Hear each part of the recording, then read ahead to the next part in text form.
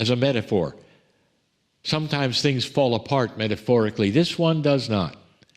What does the lighthouse do? It stands alone on the rock, unshaken, because it's cognized its light, it's real. And its use is almost always in the dark. Have you got that? And so is yours. And it stands alone on the rock, and the light steers those around it into a safe harbor if they choose to look. So anyone who is navigating in the dark on an open sea has the choice to look or not at the lighthouse, which signals a safe passage. Now think about this. As the captain of the vessel steers to where the lighthouse says to go to, they don't particularly absorb the light. They don't necessarily become a lighthouse. Instead, they use the light to see better. And they congratulate the lighthouse. They love the lighthouse for helping them to navigate their lives better. And then the next time they're at sea, they look for more lighthouses because they know they work for them. And they know they need them because they're always in the dark. Dear ones, this is the world around you.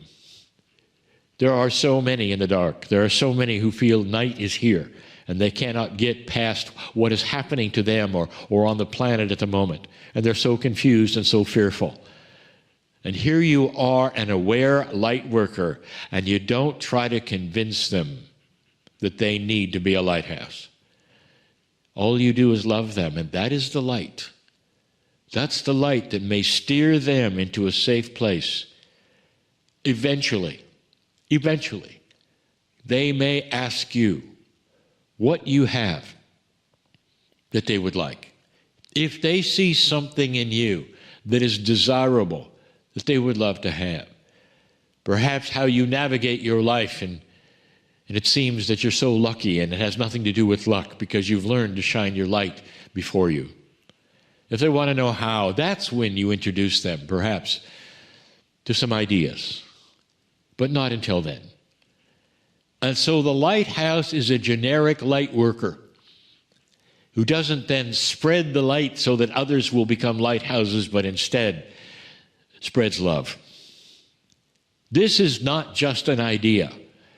This is your purpose. To be so confident and cognize what you have, that you know that by spreading that light, that love, that it'll make a change in your family, in your relationships, in your life, and eventually on the planet. Let me tell you something, there are enough of you right now. Even those listening to this, there are enough of you to make a difference in your town, in your city, in your family, and eventually on the planet. This starts to wake up to something it didn't expect, a higher consciousness, new paradigms. In lieu of much of what you believe is happening that is negative and fearful, I'll tell you, light is winning. You'll see. That's the message. It's always the message, but especially for you right now to hear. That's what you're about. Thanks to all those who hear this message,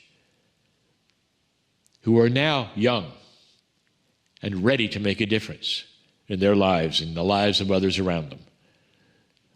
This is the new energy. And so it is.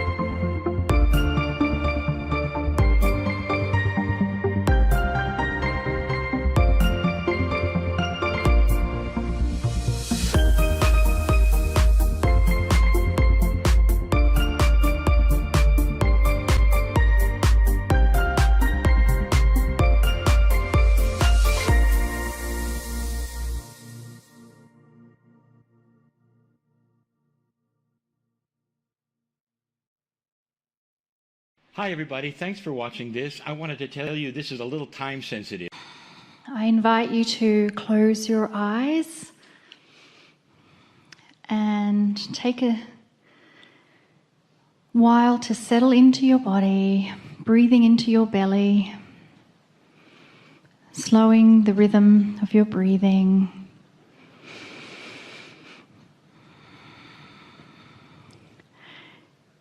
This is your time. This is your space. This is your opportunity to take care of yourself first, because the honour of your journey is passed on to others.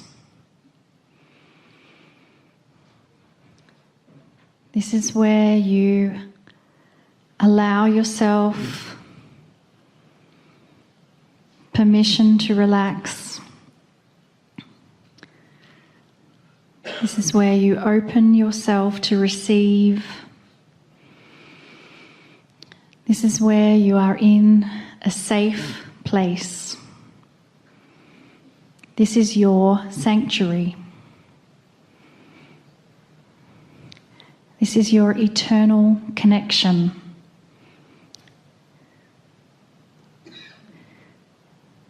This is a place where you embrace all the elements of the soul. This is where you share the moment with your higher self. You share the moment with your guides and your angels. You share the moment with your ancestors. You share the moment with Gaia and all the beautiful sentience Gaia has. The beautiful animals on the planet, the plants, even the whales and dolphins share in this moment. The elementals of Gaia share in this moment. All the richness of your Akash share this moment. Innate, the smart body, shares this space with you in this moment. Innate always has its antenna raised, listening for your instructions, for your intent. It is sharing this space with you. The crystalline grid absorbs the energy of this moment, and you will leave an imprint of this experience that will forever remain on the planet. And your soul, that peace that is always with you, is ready for you to come a little closer. So Kryon, we are ready to come a little closer. Greetings, dear ones. I am Kryon. Come a little closer.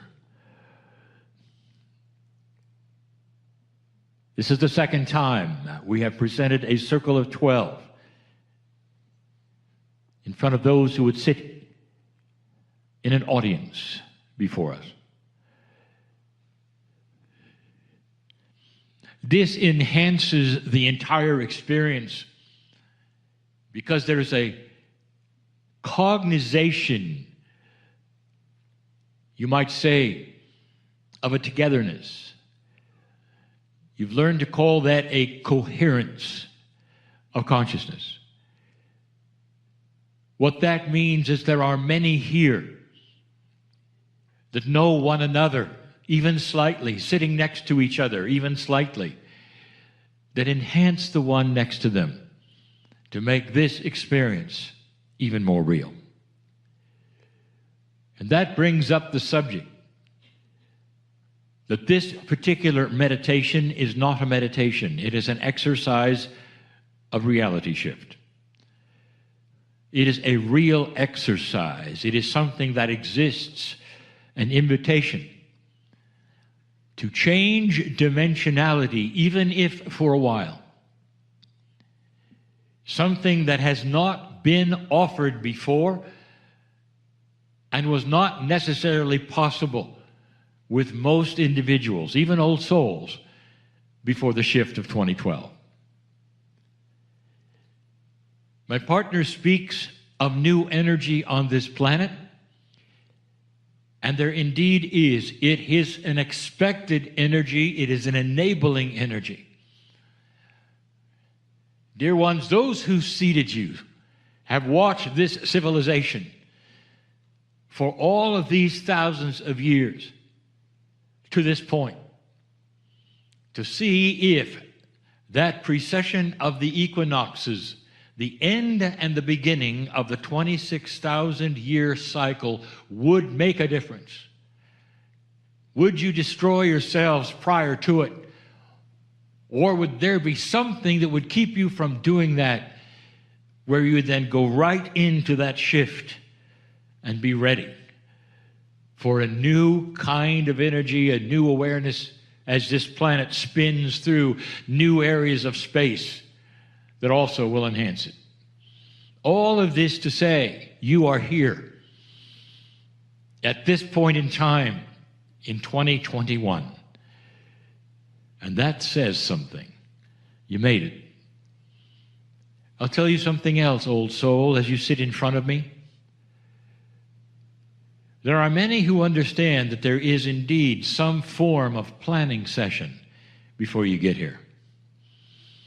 It's a profound one, especially the one you went through, all of you. Hard to imagine that you went through a session that might have put you on the planet with the parents you have, with the conditions you went through. But indeed, most of you did this willingly because this would be the time through the shift that might make the difference on the planet. But here's why we love you so much. When you were looking at the planet, when you came, there was no guarantee that you would make it through the shift. There was no guarantee that World War III wouldn't happen. You have always been on the cusp of war, always. This planet has been through as many world wars as it could possibly go through with the technology that it had to create a world at war. Before then, it was countries at war singularly with countries, and before that, it was tribes with tribes, but there was always war. Look around. You might say war was the staple of human nature. And when you stood at the wind of birth, about ready to come into this planet, that was what was pending. That was the future. Your scriptures read that you might not make it past the year 2000, that something would happen. That it would be the end, perhaps, of earth as you know it. And there were so many who believed that. And as you stood there in that planning session, there was the idea you might come into this planet and be incinerated by yet another final war. And you looked around, and what you knew with the others is this: if enough of us come back, if enough of us say yes and go in with the light we have and what we know might happen, the shift can go without a war. How many of you have put this together? Those listening to this particular channel even later, how many of you put that together? That your existence on the planet as an old soul, whether you feel you were awakened or not, your old souldom is valuable in the shift of the planet because you came. Because on the other side of the veil, you made that decision in full awareness of God, of what might happen here. And in you came.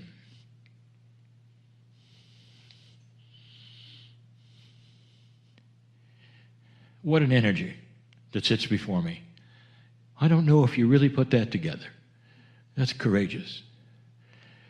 Old soul, that's courageous. And because you did it, and because there were so many who did it, there was no World War III. In fact, there was the beginning of the opposite. Against all odds, at détente, against all odds, shifts were going on that would bring you to a place where certain systems of government fell over and fell down that would have fed the World War III and did not. And it all came to a close and an end at a stop. And you did not go into that, which was the horror that was predicted by almost everyone. That was you. And so the shift begins. And in this shift, there is now an accelerated energy of discovery. That's the best I can give you. For you now to have the ability to go beyond almost any spiritual attribute that has existed on this planet.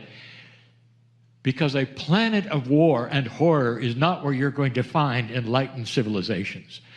A planet of horror and war does not lend itself even to small groups going into what you can go into today, which is an accelerated attitude, dimension, self-introspection, and a move where you can go beyond the veil.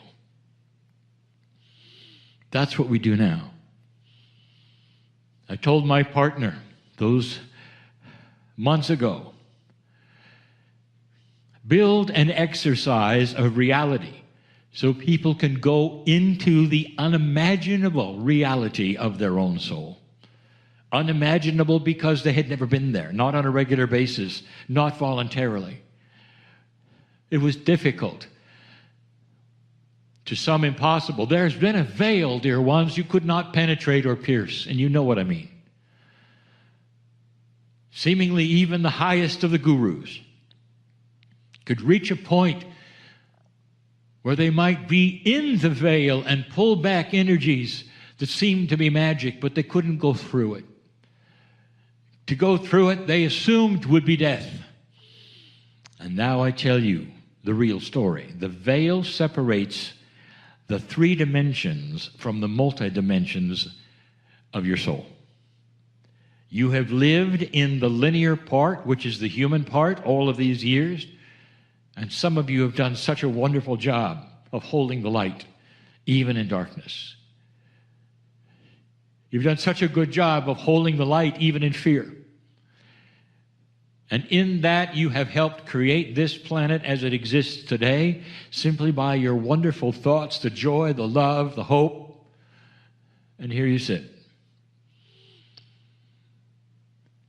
Now I'm going to tell you, there is a way, simply through intent, that you can now move through that veil into that which is the seemingly magic elements of your soul, which are multidimensional, and you can start to see the bigger you, the rest of you, the enlarged you.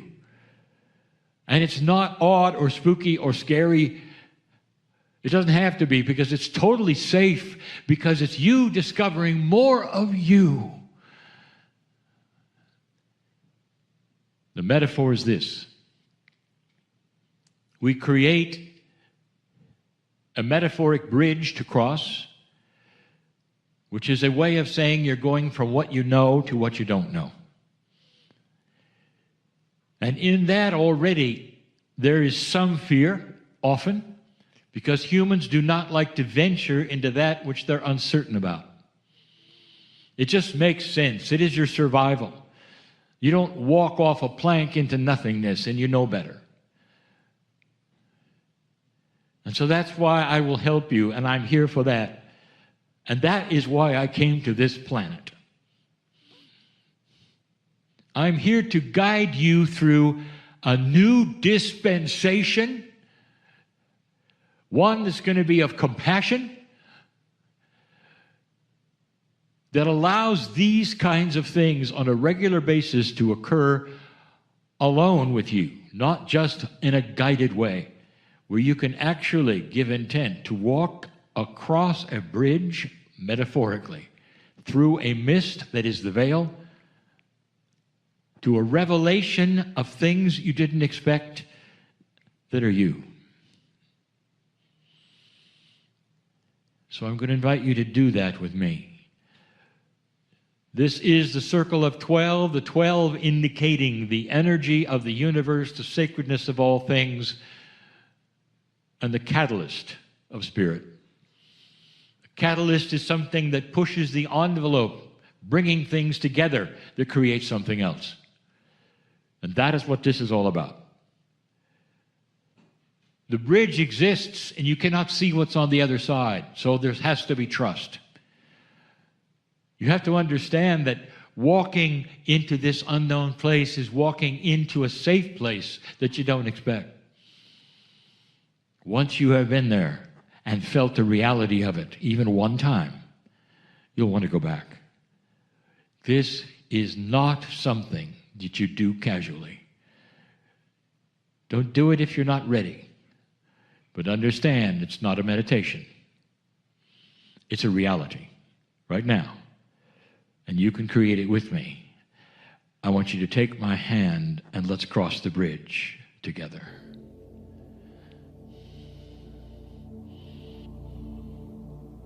Oh, if I could really show you everything.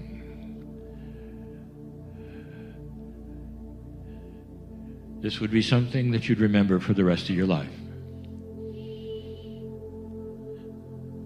A journey into an area that is not explainable, where truth and love, compassion, healing seem to be like raindrops falling on every part of your cellular structure. Rather than being afraid, you welcome it, you see it, you understand it, and you go, oh my, this is what I wanted. When I stood at the wind of birth, even before I came, this was the promise, that we might be able to do this while we were alive. To get a glimpse into our own soul, and if we did it, we could work the puzzle there. And we could work the puzzle there so much better than we could on the linear side of the bridge. Every Healing Wednesday, I bring you to this place within your own soul, with your own scope of reality, and present a scenario of healing to you. And you can say, well, it's a nice meditation and it's a nice thought, but it isn't. It is a reality if you choose it to be. And that, my dear friend, is the multidimensional part of you. That 24th pair of chromosomes. You have 24. 23 are linear, 1 is multidimensional. Given to you by the star seeds. And this is the one you're using right now as the energy starts to increase on the planet, giving you allowance and enablement. You walk into this place and there's so much to imagine, and every single one of you has a different idea of what is there, because multidimensionality does not land on linear receptors. It creates things of patterns in your unique brain, and you see what you could see. You might see the angelic shapes of those who are there to help you. You might see the plans for the future of co-creation that you set forward. You might greet your innate. You might see those in the past. There's always a door to go through, and we ask you to go through this door. It's a symbol. It is an analogy of moving into a place of energy that's specific. Go through that door with me. Take my hand. Let's go through the door. It's your door. It's almost like a segmenting of a space in your soul where we're going to work. Where you're going to receive something if you choose. And the receipt of what you might choose this time is the same as we gave the last group. It's that profound. We want you to have it.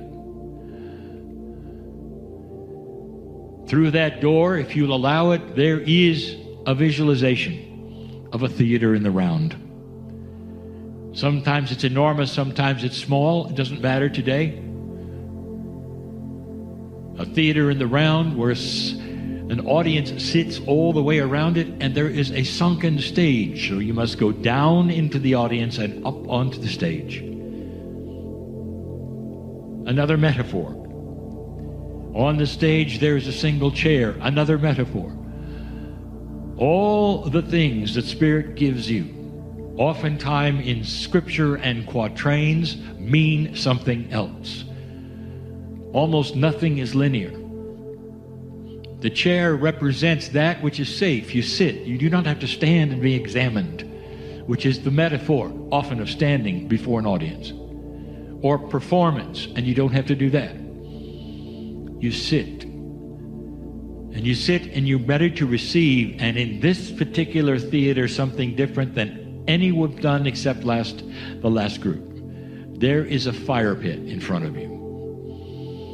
It's not too hot for you, but you see the flames are hot enough to burn anything that goes into it to a crisp, destroy it.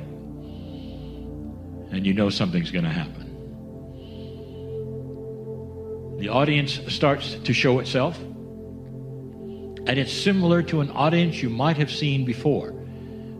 But this is an accelerated exercise. I want to stop here before we even examine the audience. Are you with me? Is this real? Or is this imaginary? Each one of you is invited to move into this dimension of reality so you can feel it happening for you. Because what's about to happen can affect your life forever.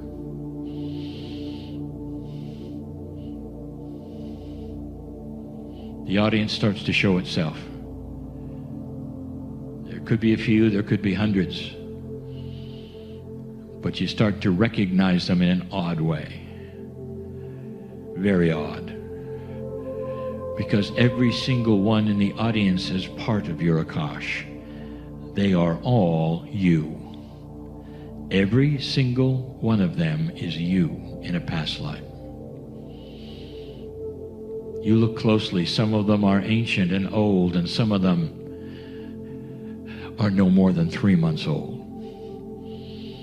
How can that be, you say? What has happened there? That is where you had an agreement to come in and die early, to put your parents in a place where they found Spirit and could touch the face of God because they were in such sorrow they had no other option. And you pushed the light of the planet because of that sacrifice to come and die early. That's a past life. Many of you didn't even have a name yet. That's you. That's what old souls have gone through. Those are the programs that you set for yourself. All the genders are there. You've been both male, you've been both female. And you look around and you start to see them. And your Akash starts to ring with the truth of this exercise. Every single one in the chair here today has a past life record. It's real. And every single one of you today can be with me right now in this, not an exercise truly, but a reality shift. And understand that they're now looking at you. It's a meeting of the yous with yous, all of you meeting all of you. Only this one is different. Because all that has gone by, all of the past lives, all of those with other names which are you, with one soul today where you are, all of them have one thing in common. They look at you as they say, you made it. Of all of the lives we've had, you are the one who chose to go through the shift. And everything all of us together have ever done has to been moving toward this moment. And what happens next, dear ones, could only happen in this energy. Are you ready? Every single one of those people that you have been, humans, every one, including the child, including the one who is 3 months old, all of them have something for you. There's a package that they've wrapped up. And one by one, they're going to come onto the stage in front of you and give them your old name, who they are, when they lived. And they're going to take that package and they're going to make an announcement and toss it into the fire. And it starts, and you start to see what's going to happen. One from the longest time ago will come forward and say, I was your first life. And it impacted you greatly because of the things that happened that carried on to the next life and the next life, because I was the first of the Akash. Some of which you still have today, and some of it stinks, they'll say, because some of it is odd and old, and some of it is not good to look at, and some of it is sorrowful. And they'll say, it's all in this package that I give to you today, and in the fire it goes, and it burns to a crisp. And they say it's no longer part of your karma. And they bow and they move on. And one by one they come up. And the packages, you don't even recognize some of them, but they tell you all about them. This was the sorrow you went through in war. This is you on the battlefield dying in the dirt. Something you will never have to carry with you or remember, ever, because I have it in this package. I've carried it for you. You've carried it. We've carried it. And now it goes into the fire and it's gone. You will never have to experience that as long as you're a human being on the planet. It will not be carried in your psyche or your subconscious.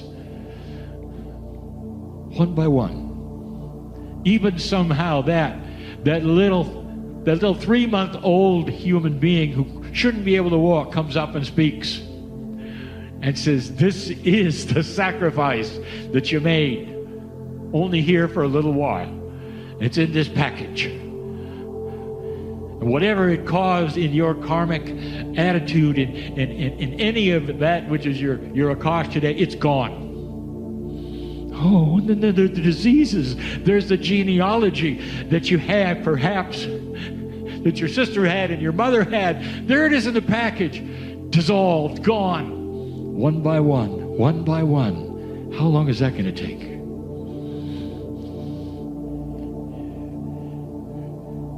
What do you know right now that you carry that's inappropriate for your magnificence? I want you to think about it. What are you afraid of? What's the deepest seated fear? What is it you won't do? I want you to see it wrapped in one package of one of those souls. All one soul, one of those human beings who comes up and throws it in the fire and announces their name and tells you where it came from. When they're done, you're clear. If you'll follow me in this reality, in this dimensional shift, and do these things and watch and be truly aware of what's going on right now, you realize you are in another dimension and it's real.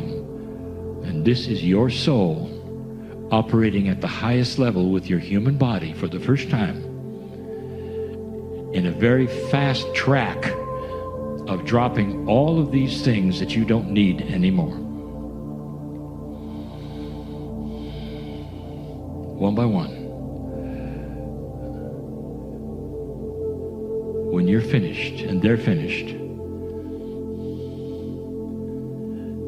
and you come back to this chair in the Creative Life Center in Sedona, Arizona, you can be changed forever. Where things can now soar and happen because the subconscious is cleared of all these karmic attributes. Something that they strive for in so many countries, the nirvana that they know is there, is something you just cleared because you're an old soul and because you can. I want you to stay there, stay there, stay there, and return as many times as you want to finish this if it's not complete. Is it real or is it a meditation? I have a room of old souls that can leave this building differently than they came. Stay. And so it is. Hi everybody, I'm Lee Carroll. I am the original channel of Kryon. So it is good day to you, huh? Oh, so good to see you, your light, your brightness, your divine presence, your beings, you're beaming with energy right now. Huh? Do you know that? When you move around, the electricity is not actually working, is it? It is just you. Your bright, iridescent light that is coming so forward and clearly. You have stepped up to the plate and you have volunteered to be here right now. Huh? And when you volunteer to be here, you get to volunteer to be everywhere. Because your light goes out around the planet. Yes?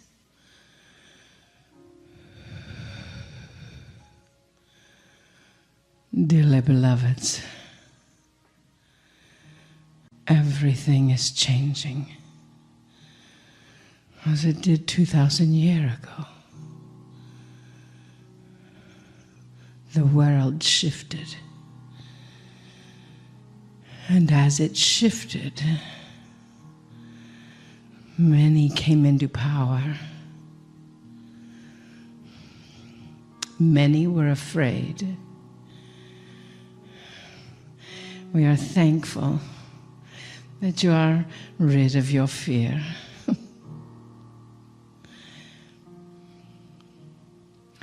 Your mission is every bit as important as mine was. Is in this holy, sacred place. They teach many paths lead to one.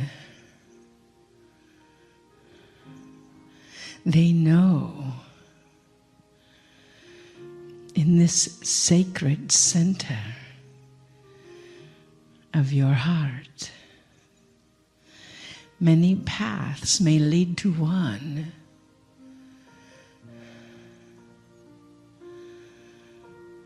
But you're the one that were chosen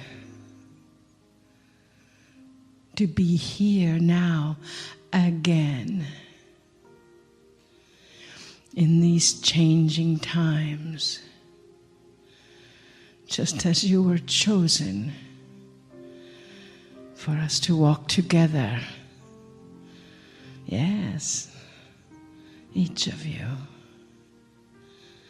We see no strangers in this group.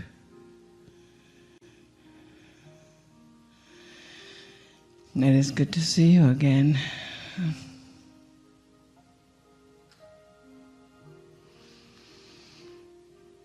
You have shorter hair.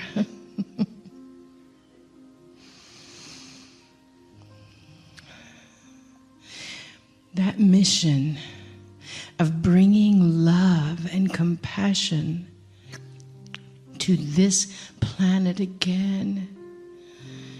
I implore you. I would like your help. Before, it was really just me and a few others. They say 12. There was actually a lot more. And now we are here again at a turning point. So this planet can heal. So this planet can heal. So the people of this planet can heal. And those who have that healing mission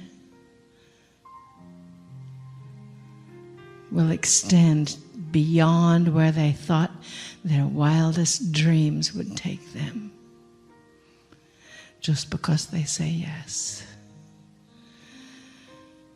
I said yes. I'm grateful. You each are saying yes as well.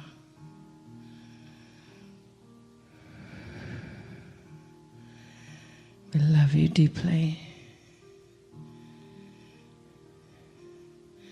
We see you as I am in your hearts.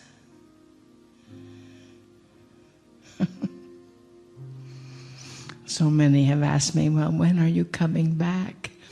Too late. already here, right there, in your heart. Please help. In love. Kadosh, Kadosh, Kadosh, Adonai Savaot. Kadosh, Kadosh, Kadosh, Adonai Savaot. Kadosh, Kadosh, Kadosh, Adonai Savaot. Namaste.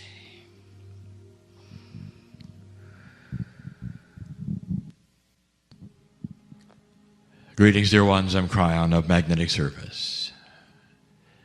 The following message is offered as an addendum and also a duplicate, perhaps, of last night. And the reasoning for this is that I want this group to hear the same thing live that I said last night. It is seldom that we would repeat a message in this form. But when we do, you know it's important. The message is this. Shortly, there's going to be something called the Circle of 12. And I wanted to explain it as best I can. What might it be? What are the metaphors involved in the 12, even in the circle?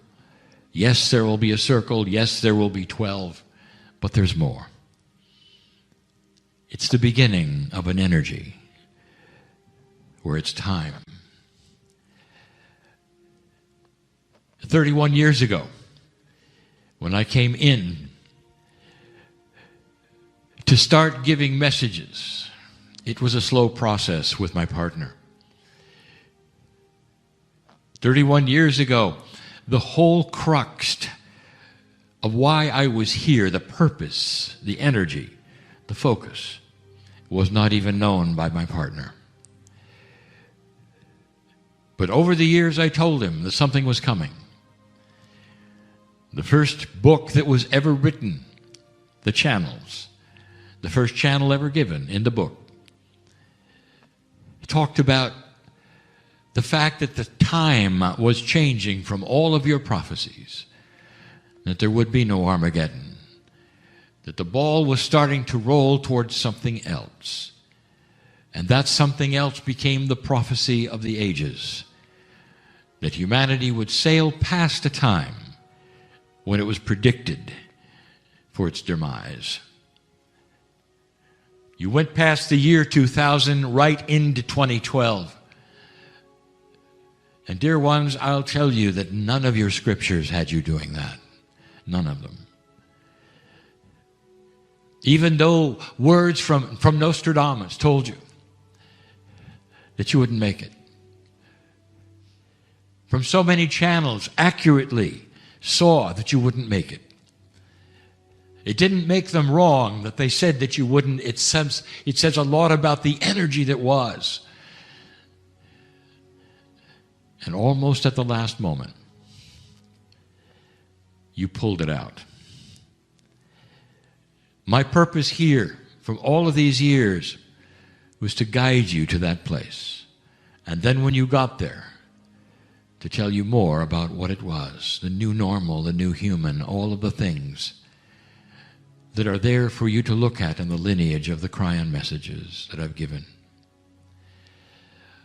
Always in love, always in compassion, never asking you to do anything that would be inappropriate, never giving you a doctrine, but only that you would look into the eyes of the Creator and see yourself.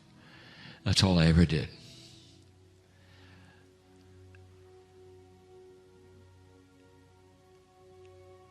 This won't change from that.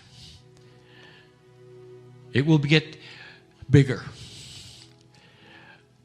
And it's going to change into a place and a way that is commensurate with everything in this building. Everything in this campus, this village. Because I gave my partner instructions that he's going to start changing what he does adding unto the messages of the shift, but going to a place that he didn't expect. Dear ones, you have no idea, not really, of what is inside you. If you were a child of the Creator, what might be there? Past 3D. What might be there that you've never been told you could do? Every single human being is a multidimensional creature on this planet, placed here on purpose. We know your names. You have passed this marker, and I'll tell you, there has been a galactic shift because of that.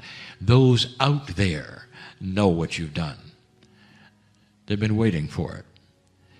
It echoes what many of them have done. Yes, all over. There are those like you, children of God.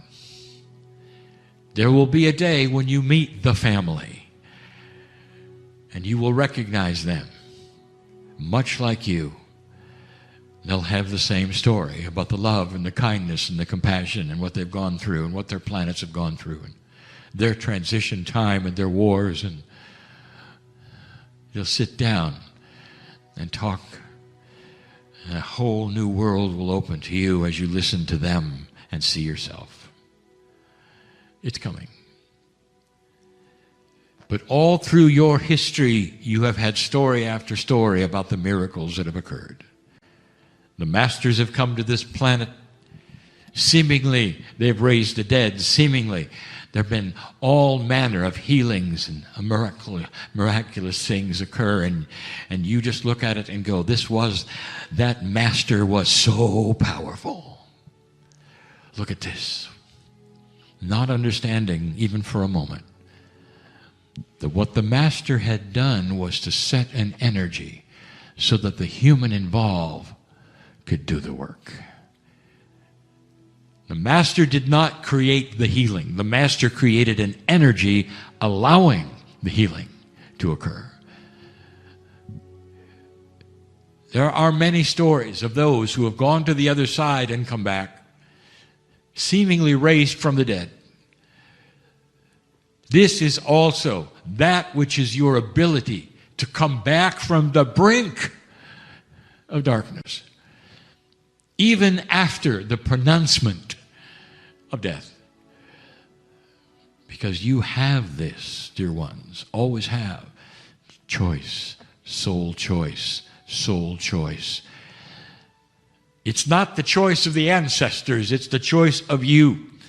You have always had this spark, and you can call it whatever you want to. It's never been named because it's always been assigned to those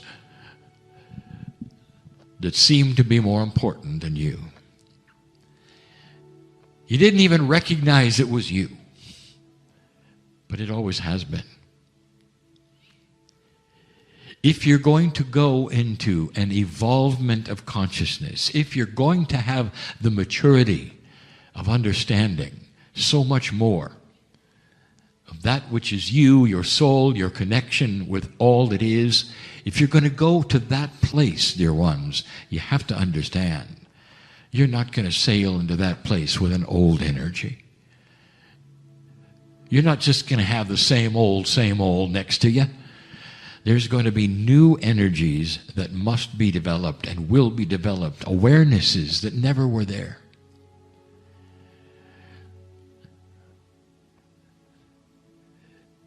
Awareness that you're powerful.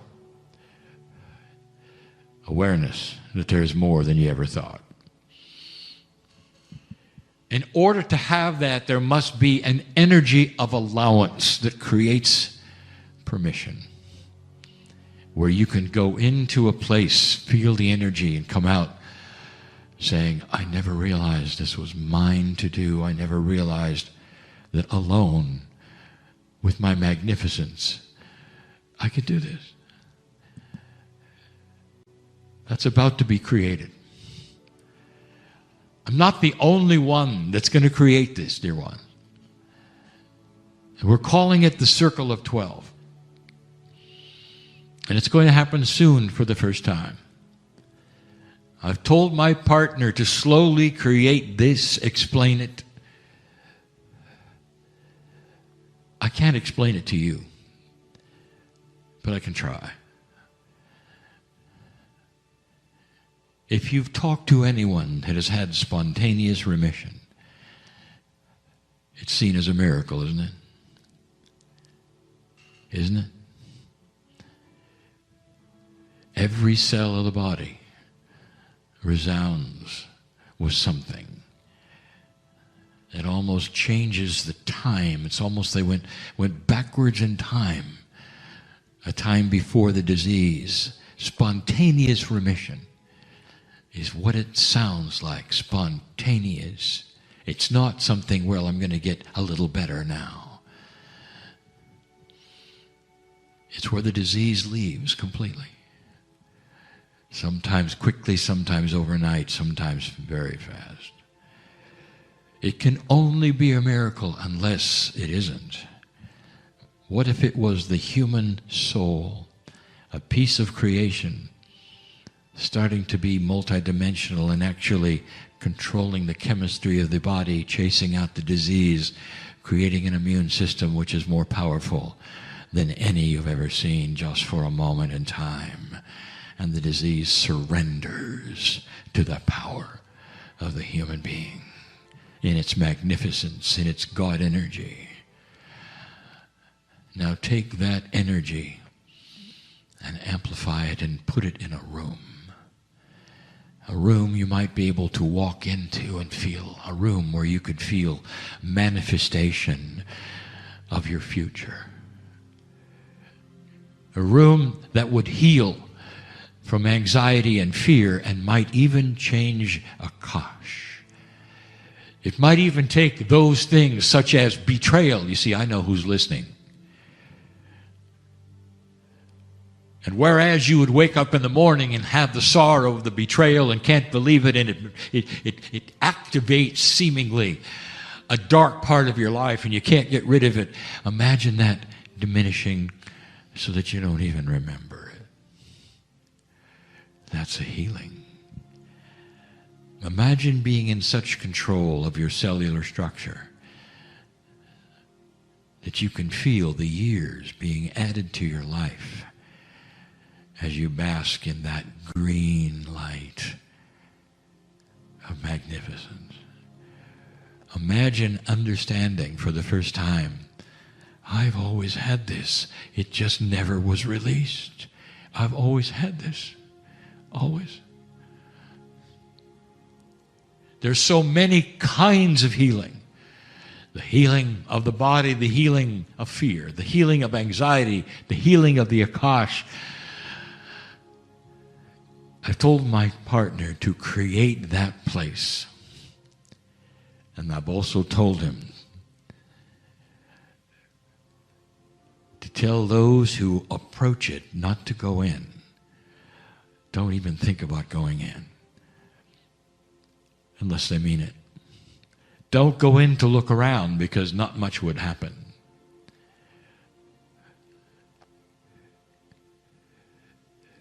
That's how strong it is.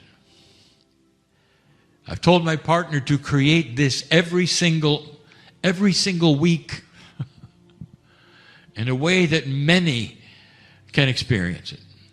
I've told my partner to give away 25% of every meeting free and let the rest fund the whole system so that everyone can participate at some level, at some time. It is the circle of 12, dear ones, and the appropriate color will be green. A green that surpasses any kind of a green you've ever seen before. It permeates every cell. The circle of 12 is coming. And there will be those who will come and experience and say, well, I didn't feel anything. That's because all of this is pushed by free choice. Get ready for a new paradigm. The one you've come from says that outside help is the only way you're going to survive. And so you go to the buildings and you report and you kneel and you pray and you do this and you do that and you call for help, help, help, expecting simply that lowly human you're told you are to receive something from the sky, not understanding that you own the sky, not understanding it's always been there, always been there. Miracles don't come from outside sources, dear ones. They come from inside. That's the message, isn't it? My partner will prepare to do this. And I will guide him through it. And it will be new to him. Creating this kind of energy, trying to explain it, and guiding those into it. In a multidimensionality, every single soul is everywhere at the same time. And that means all of this can be done from a distance, and yet you're there.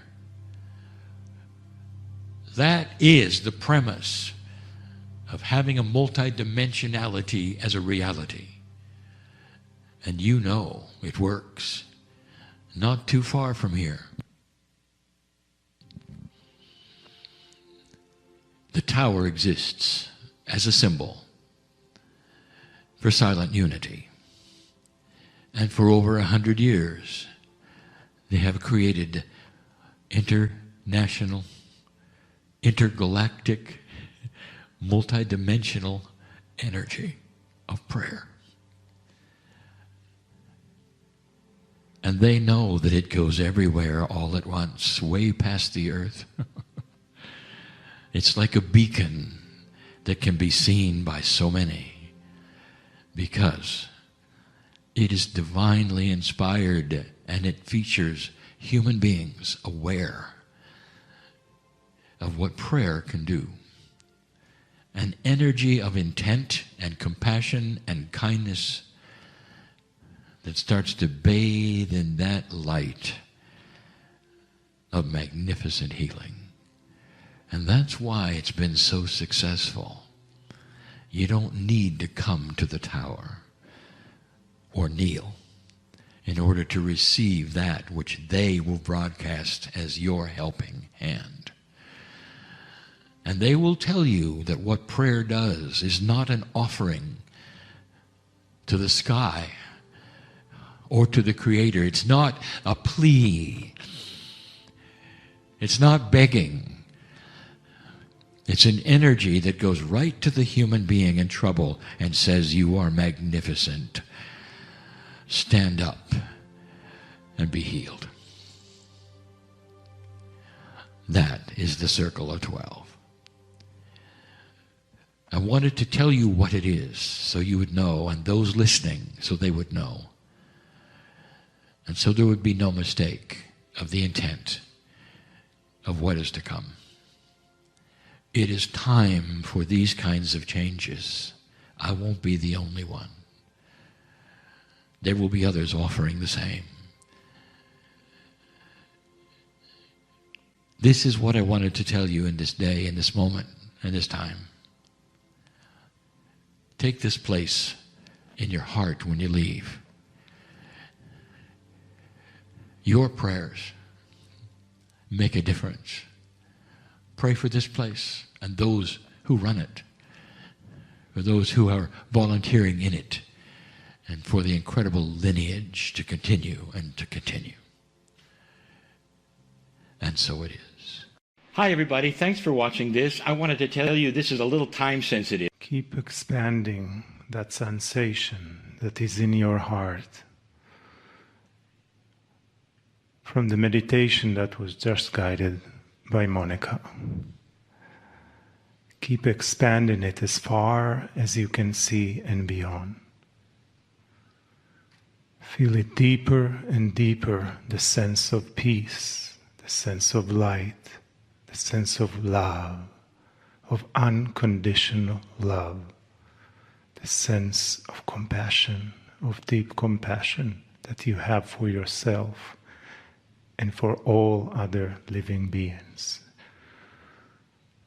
Breathe and allow yourself to feel even more that divine light being that you are. How much more love can you feel right now within you? How much more love can you allow Spirit to love you?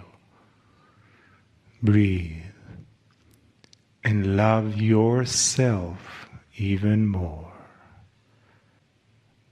For those that live here, the Icelanders, they know this land is sacred to them. And for those who came for the tour, they feel the sacredness as they walk through this ancient land, feeling the honor that there is in this land for humans and their connection and relationship to Gaia and the elementals.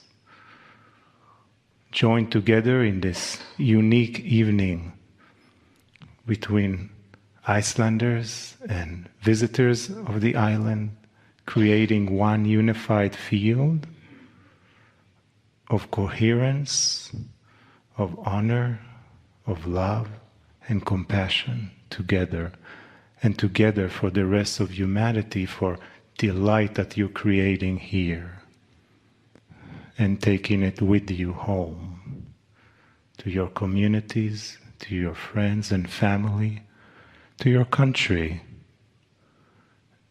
and to everywhere you are. And it all comes down to one thing, and that is deep unconditional love. Deep unconditional love that eventually will spread and transmute the fear that is existing right now in many places on earth. And as you are in the state of being, and openness and allowness, let us hear the final message of Kryon from the source of all that is and the immense love that Spirit has for you. Greetings, dear ones. I'm Kryon of Magnetic Service. Message number 11 from the place, the island nation of Iceland. The tour started many days ago, and the beauty was obvious. The earth spoke. The guardians of the rocks in the canyons moved away, allowing for the channeling to occur. It's an odd thing to say, but this land would understand. For as I told you earlier, this land has multidimensional aspects that allow it to speak. And so often those speakings manifest themselves as entities, as they do in so many other lands. It's the only thing that makes sense to a human. When it feels a personality and knows consciousness, it has to then somehow put a form to it. Those who would laugh at this, I will tell you, you've done this, humans, forever. In your spiritualness, when an angel came to you, or what you thought an angel came to you, you had no concept of what it might be. It's a multidimensional essence that moves through walls and frightens you even. We've said this before. Every angel that has come and had things to say, the first thing it said was, "Fear not, fear not." Why would a beautiful, absolutely stellar consciousness be something to fear? And the answer is because it looks different, and it is different. You put skin and wings on them to make them palpable. And this is what societies do to all of the elementals that they can't understand, but they must have a shape. And in some places and in some countries, it's so beautiful that it sustains itself century after century after century. And that is what has happened here. And so those on the tour got a chance to see it and feel it, and if they wish to, they could understand it. There's always the free choice to believe it or not believe it. But that is what this group got. The earth spoke to them in many places and in many ways.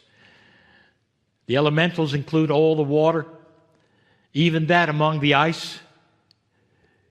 And so we congratulate those who are guardians and stewards of your land. There is no accident that the Icelander is here. None at all. Some would say, well, in a nation that has such few people, what can they do? It would change the planet. And the answer is the same as I have given so many times to other societies, but this one, you're an island. This one, I would say to you, keep it pristine. Watch very carefully for those who would take it away from you. Keep that which is your tradition, even though those would all roll their eyes and say, well, we don't believe in those things today because it's a modern day. And I'll tell you that the elements of the earth are very modern. They've been here forever, and they will be here until the earth goes away.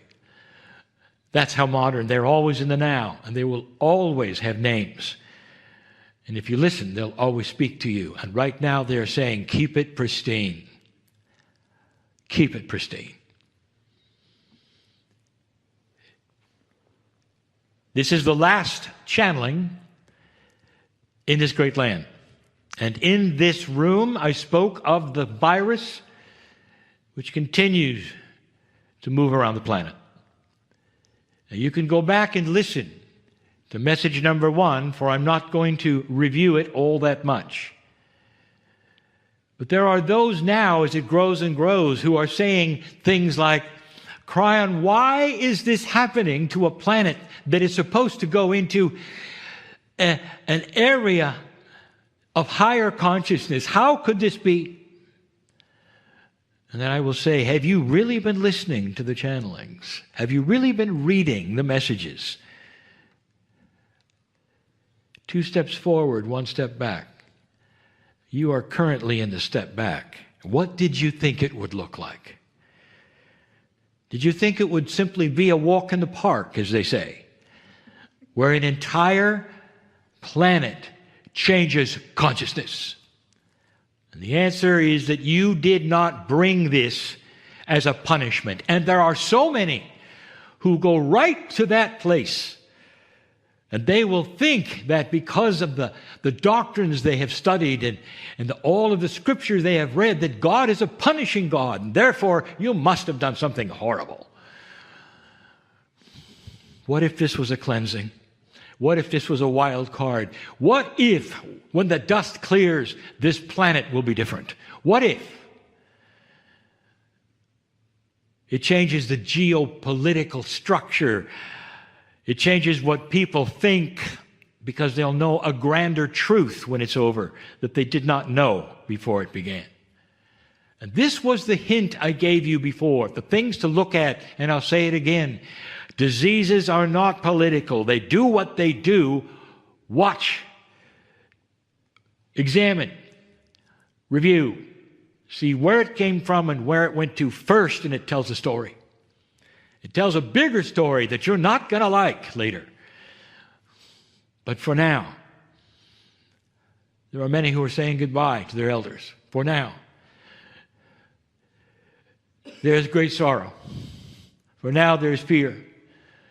Mentioned so many times by so many channelers, the pandemic is not of a disease, it's a fear. And the fear spreads that it would touch you in certain ways, even though the vast majority will recover completely and totally in a small amount of time. It still will take you and make you afraid. And so the question is this, not why it's here, not what to do about getting rid of it, because it will pass. It will pass. The question really is this: what are you supposed to do, light worker, right now? What is the task of the light worker? There are many things I could say right now, some of which make sense to you and some don't. Kryon didn't tell us this was coming. Dear ones, what happens here is with free choice. It's in the field. It's not guaranteed. It's not 100%. And you had control over whether it was going to happen or not, and you will see that later. And there are those who actually tried to stop it, and you'll see that later. And it's here anyway. If I had given you the potential, what would it have achieved? And the answer is fear. The predictions that I give to you are the ones that I see manifested from a maturing society, a transparency of compassion, a better planet, 2 steps forward, 1 step back. What are you supposed to do, light worker? I'll tell you right now. Listen. This is why you're here. Number 1, stay safe. Stay safe. Because you are not going to be able to achieve much in sickness. Stay safe. It's not that hard. Stay safe. And as this plays out, be aware of those around you who are wringing their hands and shortening their lifespan because of the fear they're in, not knowing what to do next and turning from place to place and pacing up and down and wondering what's happening to them and their family and this planet or this country. That's where you step in. And you soothe them and give them compassion and tell them stories if you need to. Comfort them, be with them, sit with them, so they can see you're not afraid, but you're safe. That you're using common sense in all things and staying safe. And knowing that this is a passing thing and not forever. And that whatever happens today, they'll come out of it tomorrow. This is what light workers do. This is the lighthouse on the rock. And I said before, no one knows the name of the lighthouse, and yet it saves so many navigators and sailors and nauticals. And they see the light and they go around and they know that where there's light, there's safety. You're a lighthouse. And this is what we will say when asked in these next months over and over. And any questions and answers, these are the answers. And these will continue to be the answers, no matter what the questions are, including why me. And the answer is, if you're a light worker, I just told you why you. So that you can change it, so you can temper it, so you can save lives by comforting them. Because there is so much fear here. I'll tell you what this planet is learning right now. They're learning a lot about the media and its part. They're learning how a media can make it worse. They're learning how a media can take lives by frightening people to death. That's what they're learning. You'll come from this a better place. Journalists, review what has happened. And think upon these things and your profession to inform. And ask yourselves, what have you done that is good for the planet today? And if this were to occur a month, 2 months, 3 months, 1 year, in the future, what would you do differently? And you will get answers. It's starting to reveal a more compassionate planet. Listen, there are those who are worried that there will be amazing things, especially in certain countries where they'll gather their guns and they'll put together a place and hold their position because they expect that the public is going to attack for food. What if I told you the opposite? What if this is becoming a kinder, compassionate planet right now, where neighbors are helping neighbors and people are greeting each other at a 1 meter distance? Different from any time in the planet's history, looking at one another and saying, we're going to make it through this. We love you. We're going to be okay. We love you. If you need help, let us know. We'll do our best under the circumstances. And there's very few that say, well, where's my gun? Not today. Not today. This is one of the biggest differences. When the historians write what happened to this planet, it will be books filled with what they didn't expect, as well as what really might have happened on this planet. This is a message of compassion. This is a message that says, light workers, you trained for it, it's here. Get through this and you move forward with a different planet, with a different consciousness. People are going into self-introspection right now and saying, could it be there's something bigger that I missed? Could it be that consciousness is starting to change? And maybe this was all part of that. Dear ones, you're going to get through this. This is just the peak of it, starting now. You're going to get through this. Stay safe. Be circumspect. Don't hide out any more than you have to. When you're allowed out, you help people. If you meet them in the store, you help them. If they look like they are in trouble, you can speak to them. You don't have to touch them yet. You can speak to them. Are you okay? Talk to me. What are you worried about? Think about these things, dear ones, because you carry a light of comfort. That is your lineage. It's why you're here. It's why you're interested enough to listen to this message or be in this room. That's the truth of the day. I'll have more to say later. But dear ones, this is starting to be a more compassionate planet, and it starts today. Know these things. Go from this place differently than you came, with perspectives that might be very different than you ever expected. There's going to be no more normal on this planet, as I told you many times. And so it is. Hello, I'm Lee Carroll. All right. Well, I think it's time now for a Kryon channel. Mm-hmm.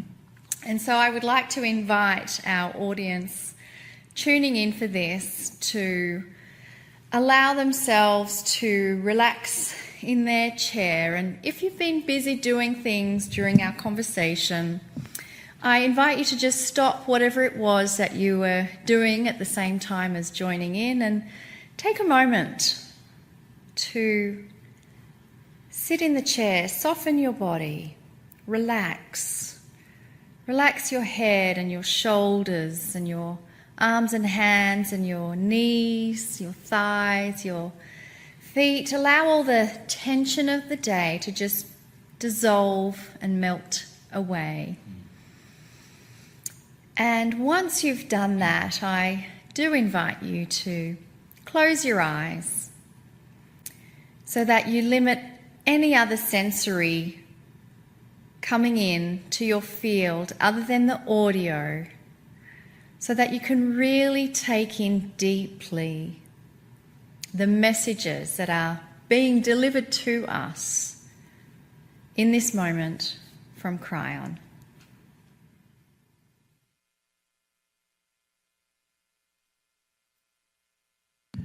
Greetings, dear ones. I am Kryon of Magnetic Service.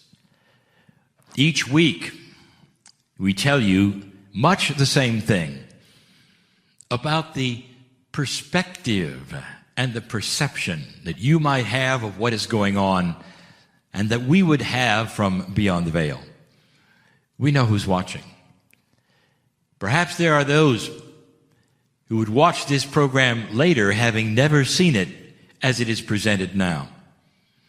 We know who you are as well. No matter when this program is presented and you hear my voice, I will tell you this. Spirit is aware of you. It has nothing to do with the age of the program. It's always in the now. And that happens because of the intent that you have to watch. Isn't it beautiful to think that God is so aware of you that when you have the time to realize things or have an epiphany or start to understand things you did not before, that there is actual celebration of this. It's a revelation, and the light is being turned on to some of you as you learn some things. I would like to expose something to you, a perception you might have that's a bit incorrect, and then tell you why I give it to you. These are always times of teaching and perhaps of exposing ideas that go beyond the linear human being. Now, you're going to hear us say this for a long time. For many years, I have come in explaining the differences between what you perceive and totally what is or might be. And almost all the times we do this, it's because of the dimensional shift that is going on. You live in a single-digit dimensional reality. You live in 4. But the real reality of all that is the universe is in hundreds of dimensions. Even science admits that there are more than 20 or 30 as they perceive it and start to identify them as the physics reveals them. So basically, you live in only a piece or a part of all that is. And yet, it is how you make your decisions. It is also how you perceive things. It's also that which is your reality. So in that, let me expose something. Some of you believe that either in past lives or other planets or wherever your soul has been, that there is some kind of remembrance of a society with high technology. Now, some of you know where I'm going with this, and some of you think you know, but neither of those cases do you really understand where I'm going with this. What is high technology to you? Let's talk about your grandparents or your grandparents' grandparents. What is the difference right now between their lives, them sitting in a room 100 years ago perhaps, or you sitting in a room where you are now? Here is what I'm going to tell you. There is almost no difference except for the technology. And so what you have today that they did not have is the technology. You can then transmit things, you can speak at long distances, you can travel through the air, you can do all these things. You have an amazing amount of things that they did not have. But let's say as you sit there, they all went away, all of them. Well, you'd be your grandparents. There you sit, just like they do.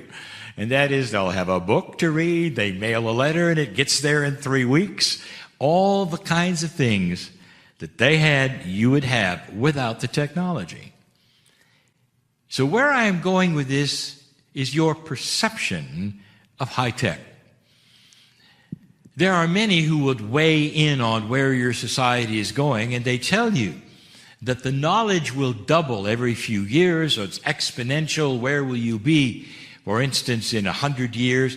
And your mind always goes to technology.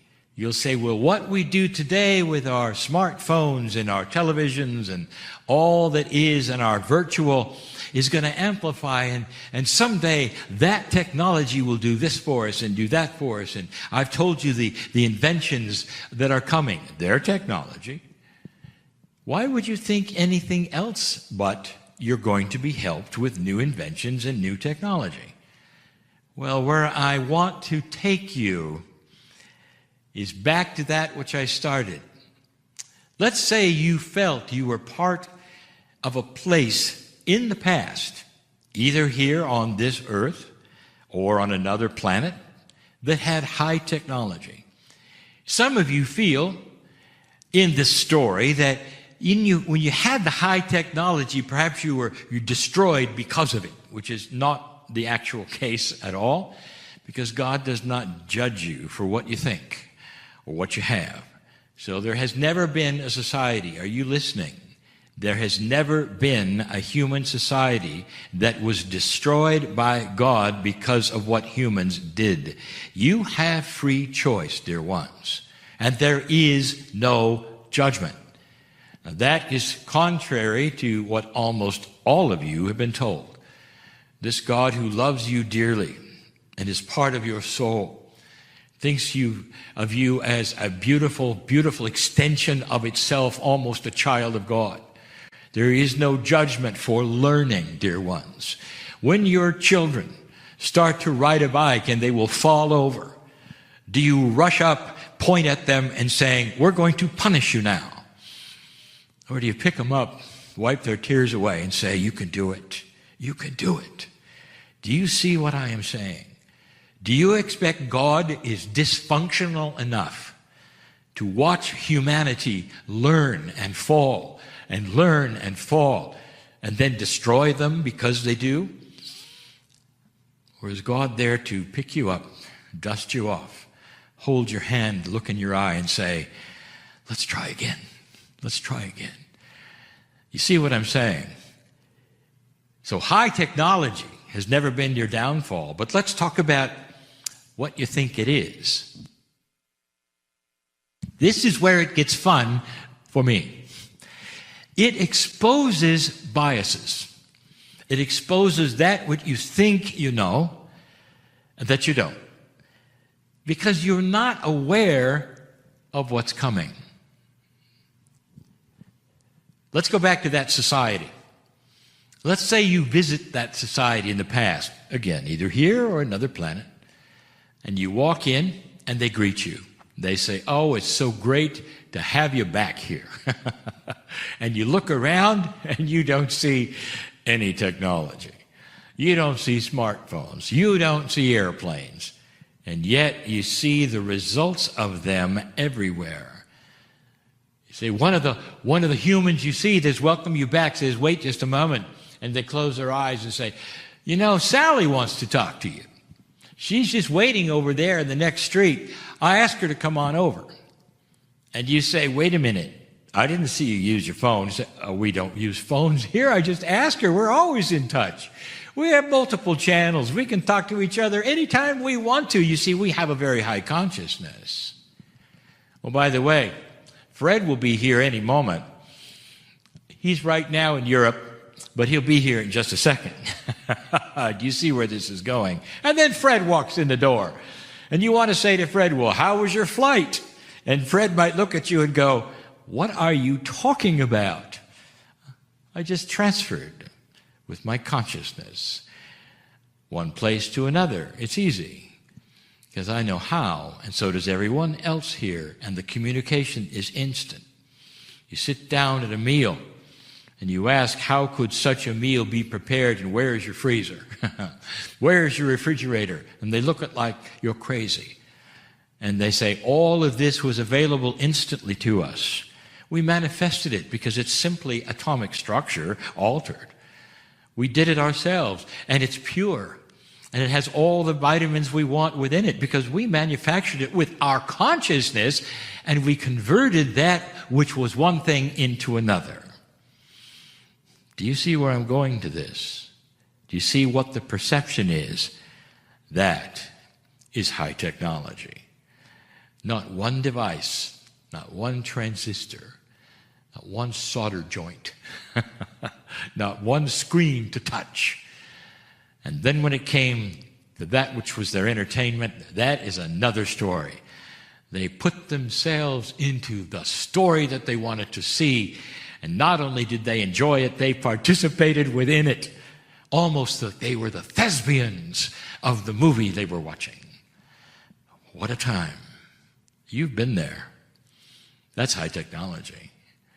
And why would I tell you this? And what's the purpose? I want you to get chills when you think about this. That's where you're going. Dear ones, I have told you that this planet is headed for that which is an evolved consciousness. And the evolved consciousness doesn't just mean you're not going to go to war. which is part of an evolved consciousness. An evolved consciousness doesn't just mean that you know better or that integrity will be better. It means that high technology is going to come from within. The very things that you laugh at today as being a little too strange, the twins, again, who can talk to each other or sense things on both sides of the earth, what's going on there? What is that? What kind of a consciousness allows you to do that? Or the one who can sense in remote viewing something is happening. Or what about those who can tell you what's going on because they sense the field? We've spoken of that as well. The field is where consciousness lies for you to sense, because the potentials of what is being thought and what is happening all are there. Think of that. Everything that might be so powerful in the future that's being thought of is in the field. Or things that perhaps are going to happen because of what people are already doing that you don't know about is in the field. So you're not fortune telling when you describe what is already in the field from other consciousness. You're simply reporting. That, dear ones, may seem a little bit high tech. You've got a future machine, you might say. Where is the screen where you look at it? If you understand what I'm telling you, I am saying to you that your consciousness can create things, can sense things, can transmute and transmit things. Think right now of the masters who walked the planet and what they did. Think of the reports of when they validated that which was healing and also violated physical laws that you think had to be magic or miracles.